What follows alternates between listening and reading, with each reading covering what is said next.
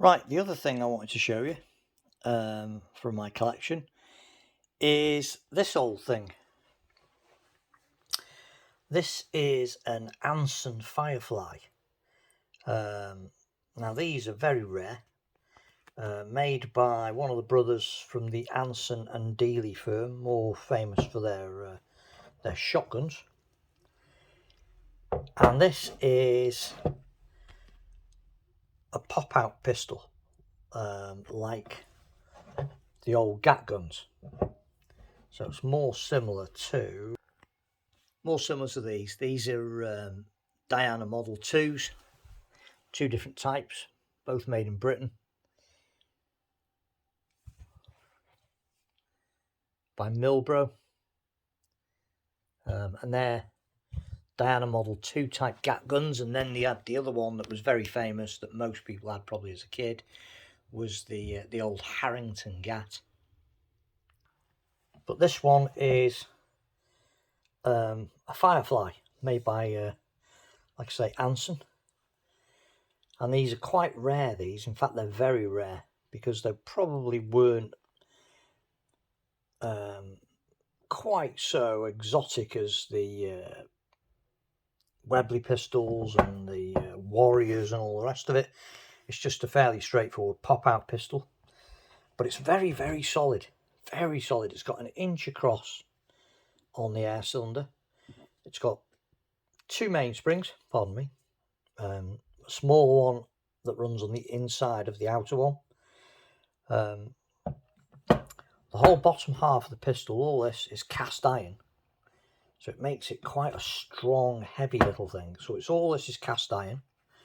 The trigger's blued steel. The cylinders came in two finishes. It was either a blued steel finish or a shiny sort of nickel coated finish.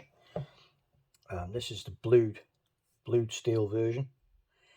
And then the front part here was made out of wood. This is actually lacquered wood. Probably made to keep the balance of the pistol more towards the back and stop it getting muzzle heavy, because it's quite a thick cover that runs across there. So it's quite a weighty pistol, despite looking somewhat primitive. It's quite a weighty pistol. And I'll just cock it and show you what it looks like cocked. So cocking it's pretty straightforward. It's exactly the same as any gat style pistol, basically. Just bear with me a minute. It takes a fair bit of effort because it has got two springs. So you push it in, and then when it's loaded, it's actually a really compact little thing and actually looks quite nice. It's quite a nice little pistol, actually, for a gat style pistol. Remarkably well made, really, for a gat. Very, very heavy. It's got a lot of weight behind it, a lot of bulk behind it. And then standard, that unscrews at the back, shoots darts or pellets.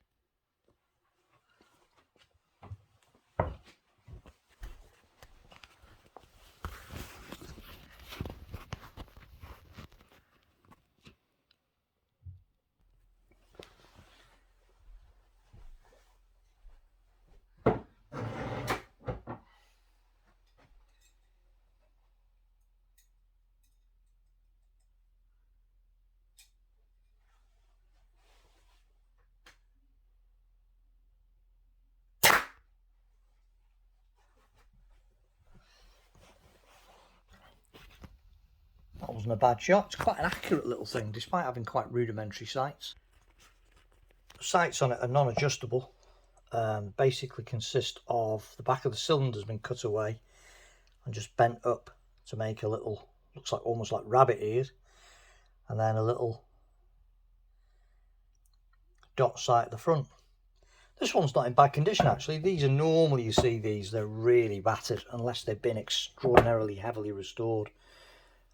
This one I think's had a little bit of restoration on the grip, and I think the bluing's been retouched up on the on the cylinder at some time or other because it's got a little bit of pitting, but this isn't bad and it shoots really well. Great little thing, and incredibly rare. Very rare, most unlikely to come across one of these. Probably see thousands of Webley and Scott pistols before you come across one of these. It was the only one I'd ever seen coming up for sale, and I had to have it for my pistol collection. But it's a really nice thing, lovely thing. So there it is, the Anson Firefly.